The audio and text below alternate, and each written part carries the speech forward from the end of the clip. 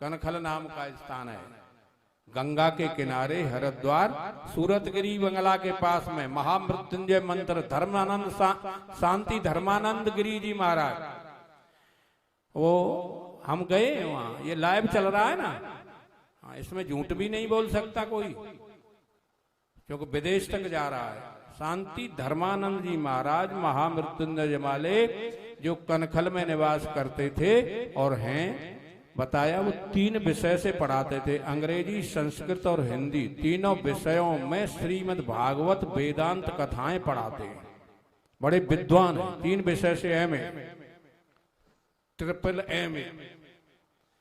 वहां पर बड़ी सुंदर कथा चलती है, गंगा का किनारा है, महामृत्यु जहां सती ने शरीर त्यागा था उस जगह पर ही महामृत्युंजय मंदिर है। उस जगह पर वहां बड़ा यज्ञ हो रहा था, देखती है सुनती है, बहुत देर तो चुप रही, शायद भोलेनाथ ही कहें कि चलो, लेकिन भोलेनाथ को तो जाना नहीं था, अपमानित किया गया था बहुत बुरी तरह से। उन्होंने सोचा भाई बेकार जाकर के जहां तदप विरोध मान जहां कोई तहां गए कल्याण न होई। सती ने आग्रह किया कि लीला है, ईश्वर की लीला ही तो है ना सब। सती ने फिर आग्रह किया अपने पति देव से, क्या किया, हे पतिदेव भोलेनाथ, आप तो करुणा के सागर हैं ना, करुणा बरनाले हैं, और मुझे जाने के लिए आज्ञा दो, मेरे पिता के यहाँ यज्ञ हो रहा है। तो भोलेनाथ ने यही चौपाई बोली थी, तदपि विरोध मान जहाँ कोई, और तहाँ गए कल्याण न होई। आप मत जाओ, और जाओगी तो आपका मरण होगा, ये भी बात खोल दी। उन्होंने कहा ऐसा क्यों होगा? वृतांत सुनाया कि एक बार हम उनके यहाँ गए थे, हमने बहुत बुरी भली कही, तो मैं तुम्हारा पति हूँ, इसलिए आपको मेरी बात माननी चाहिए, क्योंकि मेरे साथ ही तो आपको रहना है। लड़ाई जई बात की तो होते है कि पति तो पत्नी की नहीं मान रहा, पत्नी पति की नहीं मान रही, जब लड़ाई झगड़े को खेल बंद तो है, वो भी नहीं मानी। अब तुम्हारी जा कलयुग की का चल रही है, ये तो बात है सतयुग की, तब नहीं मानी, चल दी आगे। और चल करके भगवान ने देखा कि अब न मानेगी जी, कैसे हूं, झट बुलाया, अच्छा कोई नहीं खड़ी तो हो जाओ। ओ शिवगणों को हजारों शिवगण साथ किए, और जो कुछ भी सामान था वृषभ बैल पर रख करके, धर्मराज पर रख करके उसको बिठाया और विदा कर दिया कि अब तुम्हें लौटना नहीं है। भोलेनाथ ने बताया, चली गई। जाकर के वहां दक्ष सभा में देखी तो उस दक्ष मंडप का ठिकाना क्या था मेरे प्यारे भाइयों, महापुरुष भक्तराजो, इतनी सुंदर वेदियां बनाई गई थी। हाँ, महान पंडितों के भृगु इत्यादि तमाम ऋषियों के द्वारा विशेष वेद ध्वनि हो रही थी। हाँ, वेद ध्वनि से आनो भद्राः कृतवो जंतु विश्वतो दब्दासो अपरीतासौद्भिदः देवानो यथा सदमिद वृधे असन्न प्राय भो रक्षितारो दिवे दिवे, ऐसे वेद ध्वनि हो रही थी। जाकर के देखा, बड़ी प्रसन्न हुई। हाँ, पिता मिले, लेकिन पिता ने तो कोई कुशलात नहीं पूछी, परे को मौका लो।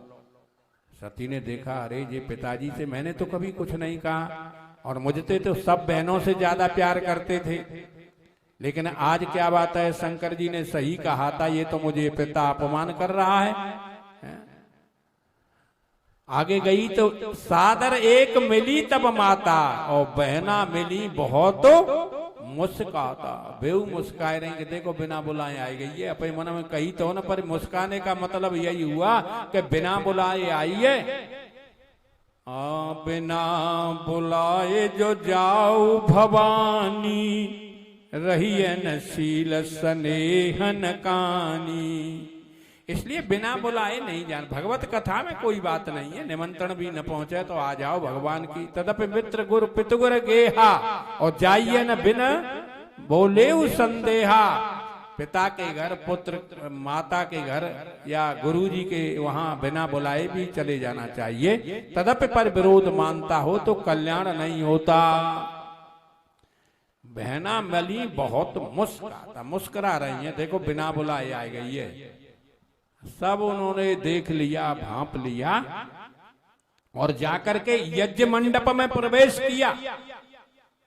जहां महात्मा गण वेद ध्वनि कर रहे थे, देखा कतऊ न दीख स्तंभ कर भागा।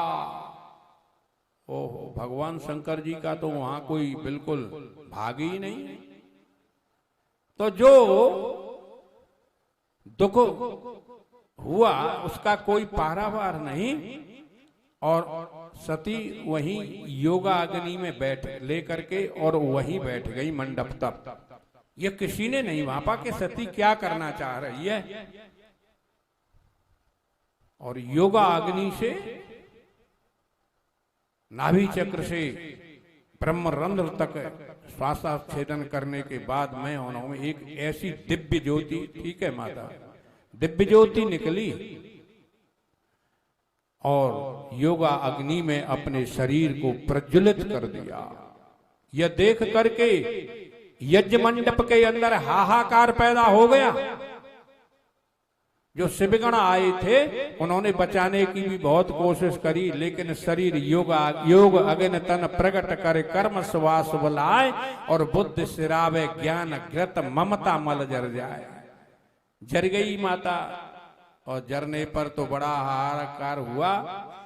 समूहगणों ने प्रहार कर दिया वहां पर ब्राह्मणों इत्यादि पर। तो ऋभु, ये जो भृगु नाम के जो ऋषि थे, उन्होंने महाराज कह करके तमाम यक्ष प्रकट कर दिए, जिन्होंने शिवगणों को पीट दिया और भगा दिया। शिवगण भाग कर कैलाश पर पहुंचे।